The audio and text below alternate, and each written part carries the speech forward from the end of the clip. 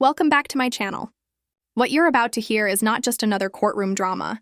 It's the unraveling of an empire built on deception, control, and betrayal. The walls of that courtroom saw the truth bleed out. And for the first time, Kody Brown wasn't the father, husband, or patriarch he claimed to be. He was a man cornered by his own lies. The courtroom was frozen in silence. You could almost hear the weight of the secrets pressing against the walls. And then Meri stood, her eyes locked on Robyn, the woman who once called her sister. What came next shattered the entire courtroom. Hidden vaults, secret transactions, betrayals buried under the illusion of spiritual unity. The moment Meri began to speak, the mask of the Brown family began to crumble. It was supposed to be just another day in court, until the heavy wooden doors slammed shut, sealing in the whispers, the fear, and the reckoning. Reporters packed the back benches, cameras ready to capture the fall of reality TV's so-called golden family. And then the door creaked open. Kody Brown walked in.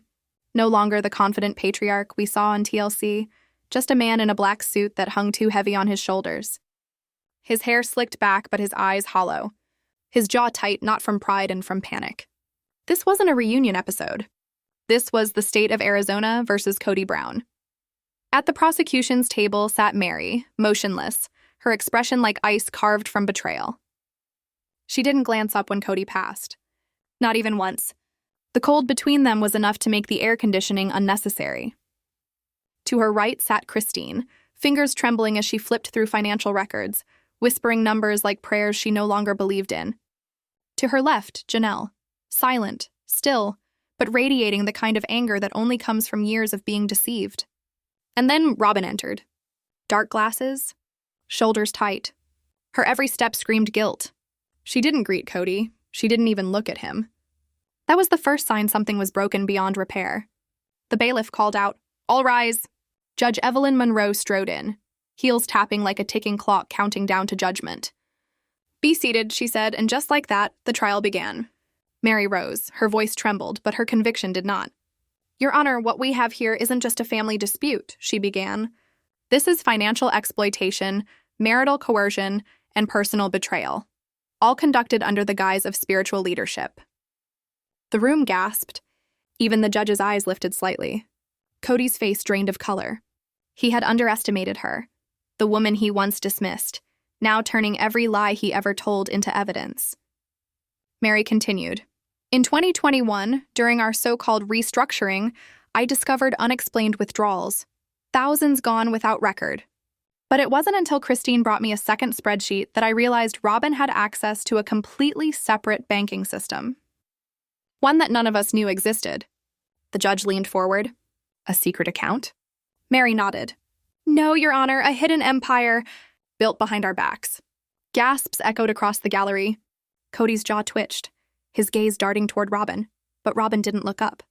She just stared at the floor, her silence louder than any confession. Christine took the stand next. Her voice cracked only once.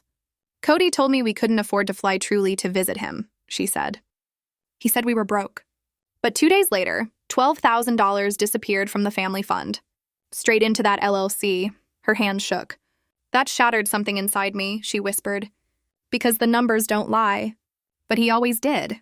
Kody's lawyer leapt up, shouting, "Objection!" Over and over, like claiming hearsay, emotion, manipulation. Judge Monroe didn't flinch. "Sit down, counselor. This isn't reality television. These women are presenting evidence." Then came the moment that silenced even the cameras. Janelle stood and played a video, one not meant for broadcast. It was from inside Robyn's Flagstaff home. Kody's voice filled the room. "I told you, Robyn. They don't need to know. If they get curious, I'll tell them we're broke again. They'll believe it. They always do." Then Robyn's voice trembling. "But what if they find out about the LLC?" Kody snapped back. "They won't. And if they do, it's our word against theirs. We're the legal couple. They're just spiritual wives." The room exploded in shock. Christine buried her face in her hands.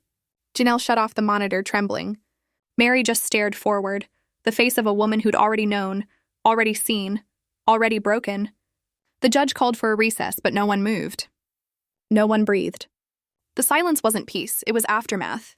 And as everyone filed out, Meri walked past Kody. She didn't speak. She simply dropped a tiny USB drive on his table. Kody looked up, voice barely a whisper. "What is that?" Meri didn't turn back. "Proof you weren't ready for." When court resumed, Kody inserted the drive. His lawyer protested, but it was too late. The judge approved. The lights dimmed. The projector flared to life. It wasn't video this time, and it was emails. From Brown Family Transfers. To Robyn Brown, ensure the wire clears by Friday. I told Janelle the money's for land taxes, but it's going into the LLC for your jewelry orders. They'll never question you if you cry. Robyn gasped, her hand covering her mouth. Christine gripped the chair so tight her knuckles turned white.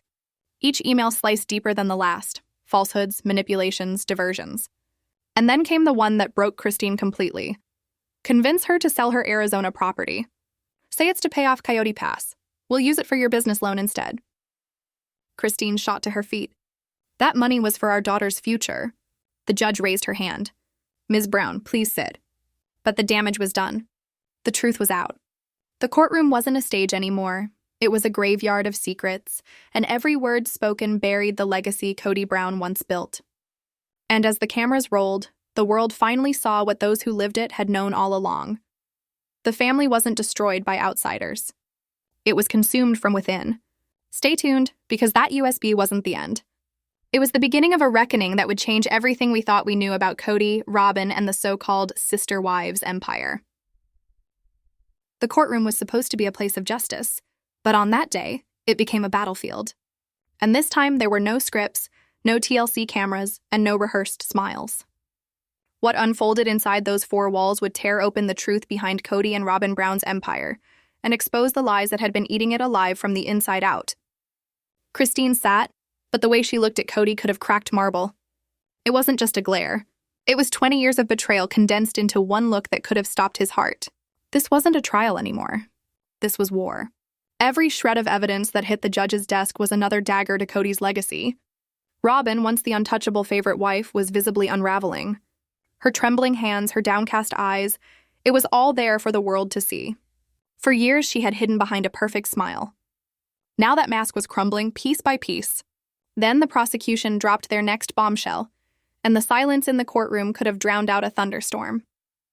"Your Honor," the prosecutor announced, "we have subpoenaed phone records connecting Mr. Brown to a Nevada tax attorney.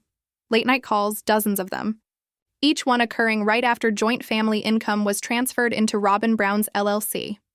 The gallery erupted into gasps. Kody leaned forward, eyes scanning the evidence like he was seeing it for the first time. Robyn's face turned ghost white. Judge Monroe's head swiveled toward her. "Mrs. Brown, did you know this LLC was being used to conceal taxable income?" Robyn opened her mouth right, but no words came out. "Answer the question," the judge demanded. Her lips quivered. I didn't know," she whispered. "Did you approve the expenses?" "I signed what Kody asked me to," she breathed. The sound that escaped Christine's lungs was half gasp, half growl. And then, unexpectedly, Janelle raised her hand. "Your Honor," she said, "I have something to say." The entire courtroom turned. Even the reporters froze mid-note. The judge hesitated, then nodded. "Proceed." Janelle walked up to the stand, uninvited, unprepared, but fearless. "I was quiet for too long," she began, her voice steady. "I wanted to believe Kody had an explanation. I wanted to believe Robyn didn't know. But I can't lie anymore. I've seen the checks. I've seen her sign them. And when I confronted her, she told me, and I quote, 'It's not stealing if it's still in the family.'" The courtroom gasped. Robyn shook her head violently. "I never said that." Janelle didn't flinch. "You did. And I recorded it that night. It's in my diary. I can produce it." Even Judge Monroe blinked in disbelief. This wasn't just financial fraud anymore. It was premeditated deceit, manipulation dressed up as family unity. Reporters scribbled furiously. Cameras zoomed in. And then the doors opened. A woman in her 30s walked in, sleek suit, thick file in hand. Without saying a word, she handed a sealed envelope to the prosecutor and whispered something before leaving the room. Meri's eyes went wide. Christine frowned, confused. The prosecutor's face drained of color. "Your Honor," he said, voice trembling, "we've just received new evidence." From an anonymous source. Kody's attorney sprang up. "Objection!" The judge didn't even glance at him. "Overruled. Continue." The envelope was opened. Inside, Not just bank statements from the LLC, but from an offshore account registered under Robyn's maiden name. The courtroom gasped again, louder this time. Kody's jaw dropped. "What the hell is this?" he muttered. Christine whispered, "What is that?" Meri's face went pale. "You lied to us," she whispered. "You said it was for the family." All the cameras panned toward Robyn, and what they caught became the most replayed footage in Sister Wives history. Robyn broke. She slumped forward, sobbing, mascara streaking down her face. "I didn't know," she cried. "I didn't want this. Kody made me sign everything. I trusted him." The judge's gavel slammed. "Order in the court?" But there was no order anymore. Kody shot up from his chair, red-faced, furious. "You're tossing me under the bus," he shouted. "You were in on it, Robyn. You requested that account." Robyn screamed back through her tears, "No, I didn't. You told me it was for safety." Bang. The judge's gavel thundered again. "Sit down, both of you." The illusion was shattered. The family that once preached faith and unity now stood in ruins, publicly combusting before the world. The court adjourned for the day. Cameras followed Kody and Robyn as they exited through separate doors, the first time since the trial began. Christine lingered behind, whispering to her lawyer. Meri sat staring blankly at the empty witness stand, her expression unreadable. And Janelle? She wasn't finished. She reached into her purse and pulled out a small, scratched USB drive, old, faded, and full of promise. "They think it's over," she muttered. "It's not." Christine's eyes widened. "What's that?" Janelle gave a small, knowing smile. "An offsite backup. Robyn never knew I made a copy." "And what's on it?" Meri's voice trembled. "We'll blow this case wide open." The next morning, chaos consumed the courthouse steps. News vans lined the block. Microphones, flashbulbs, and anchors shouted words like embezzlement, family treachery, and offshore accounts. But inside that courtroom, the real explosion was still waiting to happen. Everyone had seen the video. Everyone had heard Robyn's breakdown and Kody's denial. But no one had seen what was coming. When Judge Monroe entered, her face was stone. "Before we begin with today's witnesses," she said, "Ms. Janelle Brown has requested to present new evidence." Janelle stepped forward, her heels echoing like gunshots in the silence. She placed the old USB drive on the judge's bench. "This," she said, "was copied from a family laptop. Robyn asked me to erase it when Kody updated her system in 2021. I didn't." Christine leaned forward, whispering, "You saved the backup?" Janelle nodded. "Something told me to. Sometimes the smallest backup holds the biggest bombshell." The bailiff inserted the USB. The screen flickered, and then folders appeared. Family tax files, Robyn personal, and inside, a library of bank statements, invoices, and, most damning of all, audio recordings. The first clip played. Kody's voice filled the courtroom. "Make sure the purchases show up as inventory. If the IRS checks, we'll just say we're building stock. Doesn't matter if it's fake. Jewelry sells slow. That's our cover." Then came Robyn's voice. "But what if Christine starts asking questions again?" Kody replied sharply, "Tell her it's wholesale. That always shuts her up." Robyn's voice trembled. "Okay. Can we transfer the rest before Meri sees the monthly draw?" The judge froze. Christine gasped audibly. Robyn covered her face. And in that moment, their own voices demolished whatever defense they had left. The Brown family's empire didn't fall that day. It collapsed, brick by brick, word by word, lie by lie. It collapsed, brick by brick, word by word, lie by lie. Today's courtroom scene isn't just about fraud or family. It's about truth clawing its way out of years of silence. Meri stood up. She wasn't supposed to. She wasn't scheduled. But when the judge gave that subtle nod, the entire courtroom shifted its weight because everyone knew something was coming. Meri walked to the stand, each step heavy with years of swallowed pain. She placed her trembling notes on the wood and looked directly at Robyn. "I want the court to understand." Her voice was soft, trembling, but deliberate. "For years, I blamed myself for the collapse of our family. I told myself maybe I wasn't loving enough. Maybe I didn't support Robyn enough." A long pause. Her breath quivered. Then her tone changed. No longer guilt, but fire. "But now I understand. It wasn't me. It was the lies." She turned toward the judge, her eyes brimming with tears yet sharp as glass. "This isn't just about money. This is about gaslighting. About making 3 women feel like strangers inside a home they built with their own hands."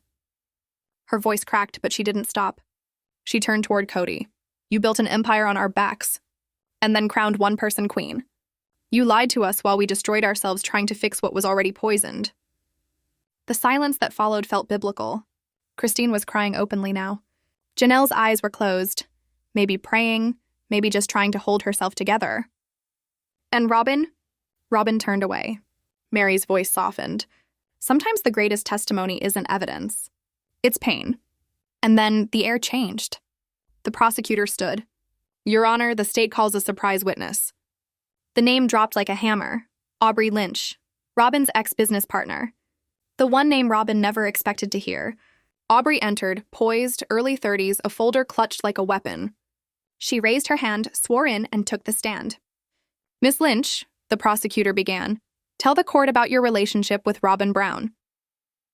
We co-founded the relaunch of My Sister Wife's Closet in 2019, Aubrey replied steadily. I handled logistics, inventory, and shipping. Robyn handled the money and PR. And the LLC under dispute? I knew of it. But by early 2021, I'd been dropped without explanation. No email, no contract termination, just gone. Why do you think that happened? Aubrey's eyes hardened. Because I started asking where the capital was going. The inventory Robyn claimed we had didn't exist. She told Kody we had 5 warehouses. The courtroom gasped. We didn't have one. Robyn's attorney shot up. Objection. That's slander. The judge didn't even blink. Overruled. Proceed. Aubrey opened her folder, the sound of paper slicing through tension. This is my resignation letter, she said. I wrote it after discovering a $40,000 transfer to a private account labeled Spiritual Emergency Expenses. When I confronted Robyn, she told me, some things are above your pay grade. That's when I knew I was being manipulated. The courtroom went still. All eyes turned to Robyn, but she said nothing. She just sat there, pale, trembling, trapped in a storm of her own design. But Aubrey wasn't done. She pulled out another sheet. This, she said, is an invoice for the services of a private investigator. Christine's head snapped up. What? Aubrey nodded. I believe Robyn and Kody had someone investigate Christine's and Janelle's finances during their separation. It was called an asset risk analysis. Christine stood, shaking. You spied on us? Robyn's restraint cracked. I did not spy on you. Kody said we had to protect what was ours. Christine screamed back, what was yours? The money we earned?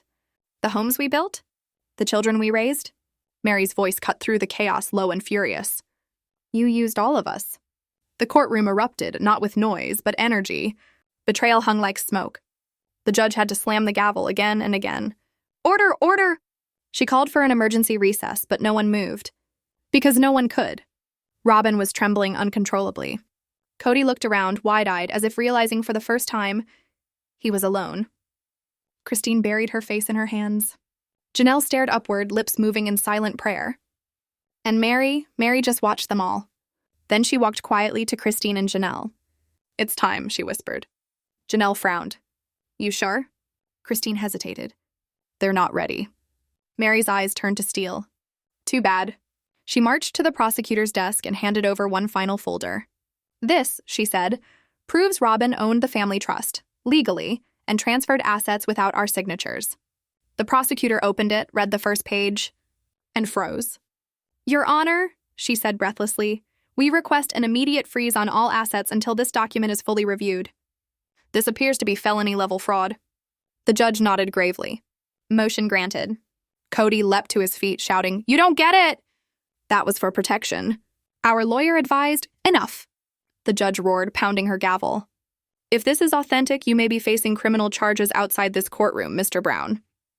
And then, the moment no one saw coming, Robyn spun toward the prosecutor, her voice barely a whisper. Check the second drawer in the office desk. The prosecutor frowned. Why? Robyn's voice broke. Because that's where he keeps the keys. Keys? Robyn's eyes glistened. To the safety deposit box. Meri froze. You're giving us the vault? Robyn nodded. I can't do this anymore. And with that one sentence, the entire story flipped. The courtroom fell silent again. The kind of silence that buzzes under your skin. Because now, the truth wasn't hidden or whispered or alleged. It was here.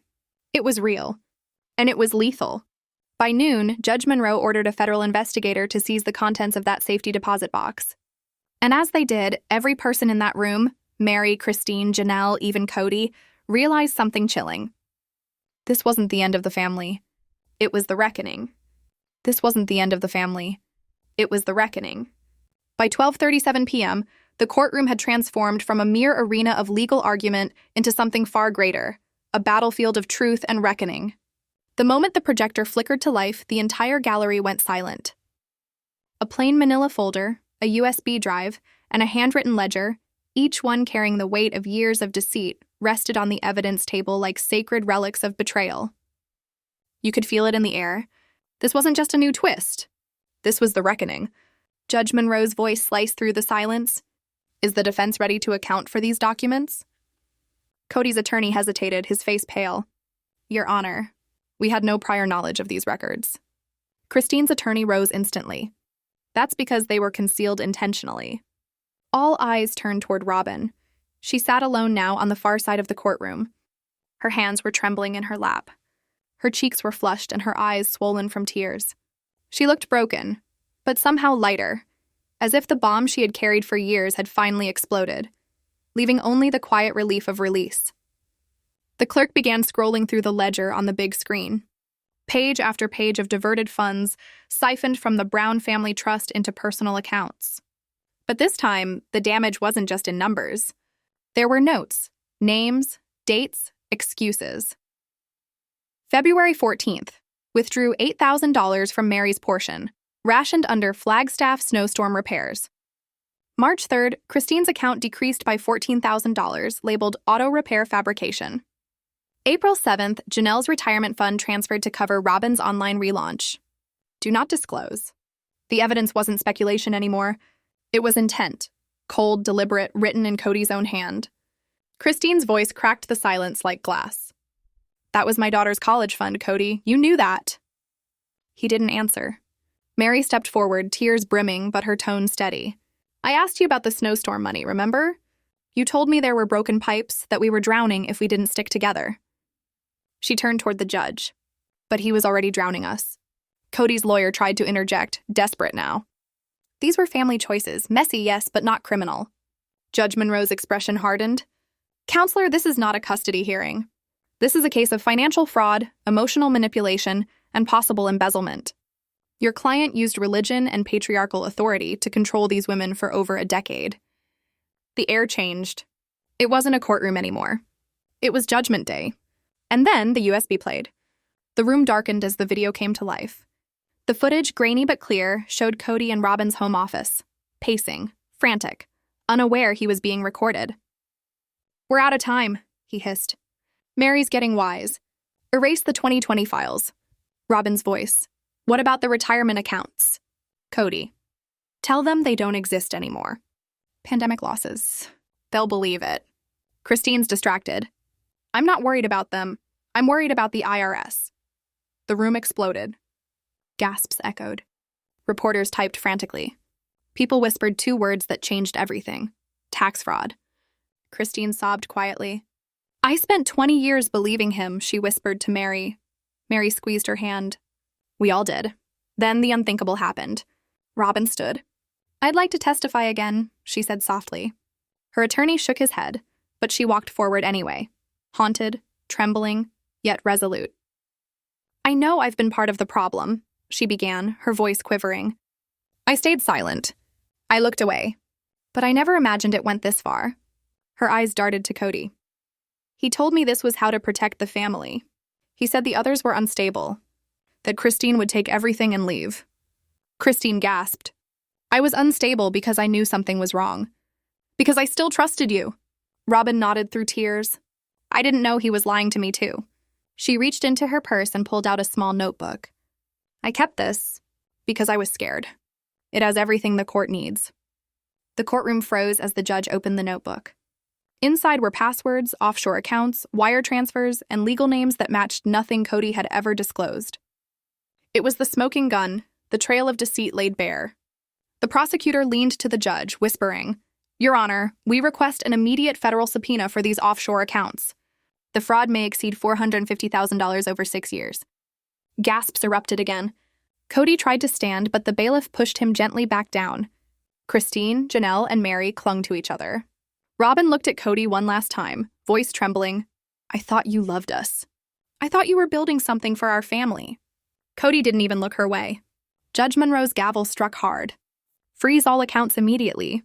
If this notebook is authentic, Mr. Brown, you face charges of wire fraud, tax evasion, and falsified financial statements.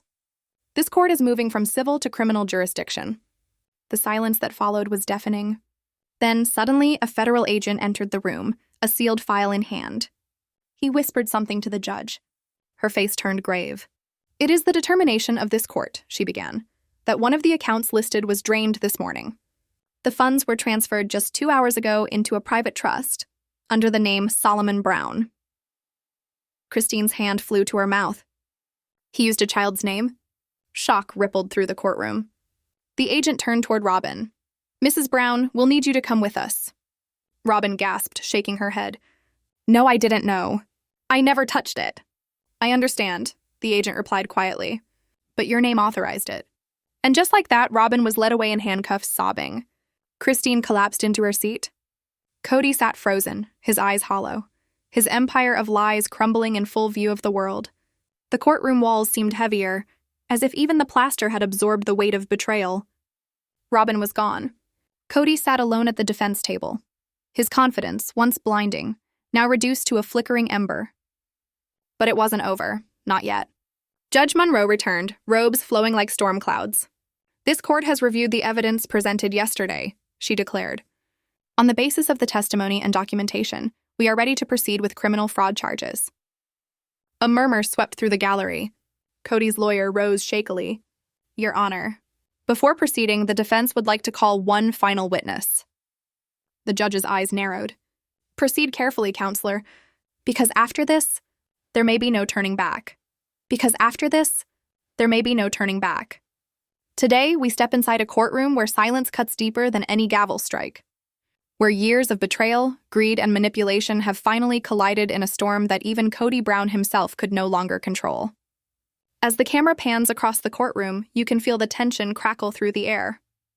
Janelle sits quietly at the plaintiff's table, hands clasped, her eyes fixed on the man she once believed was her spiritual partner. Christine sits a few rows behind her, not just as a witness, but as living proof of the pain that Kody's choices created. And across from them, Robyn Brown, her face pale, her once confident expression replaced by fear and disbelief, the woman who had stood by Kody through every storm, now realizing she might be the cause of this one. The judge clears her throat. Papers shuffle, and then Kody Brown is called to the stand. He hesitates. That same swagger he used to carry on television is gone. In its place stands a man stripped of his control, fumbling to defend decisions that were never about family, but power. The lawyer's voice cuts through the silence. "Mr. Brown, is it true that you transferred funds meant for family property into a private account managed by your wife, Robyn Brown?" Kody blinks, his mouth opens, and then comes the same line he's rehearsed for years. "I was the patriarch. I made decisions for the family. I did what I thought was best for everyone." But the courtroom doesn't buy it. Not this time. Because this isn't about family anymore. This is about millions of dollars. Money taken, hidden, and redirected, while his other wives struggled just to survive. As the evidence is presented, emails, financial reports, and property transfers, the illusion begins to crumble. The audience gasps when the lawyer reveals a document titled Brown Unity Holdings LLC, registered under Robyn's name, with signatures traced directly back to Kody, the same man who once preached unity and love, now exposed for building an empire that served only himself and one wife. Christine looks down, tears in her eyes. She doesn't cry because of the money. She cries because she finally understands. Every promise, every sermon about family order was a disguise for control. Janelle sits motionless. But inside, she's already decided. This isn't revenge. It's justice. The judge looks over the evidence one final time. Her tone sharpens. "Mr. Brown, you will repay $5 million in damages to the plaintiffs. This court finds your actions were deceptive and in breach of fiduciary duty." The gavel falls. The Brown legacy, shattered in one echoing strike. Robyn breaks down in silent sobs. Kody slumps into his chair, his face buried in his hands. The once proud patriarch, reduced to a man who lost everything, his family, his fortune, and his carefully crafted image. Outside the courthouse, Janelle steps into the sunlight. Christine follows her, placing a gentle hand on her shoulder. For the first time in years, both women smile. Not out of joy, Brennan, but out of freedom. Because the truth finally has spoken. And as Kody Brown walks away, surrounded by the wreckage of the family he destroyed, one question remains. Was this justice? Or karma?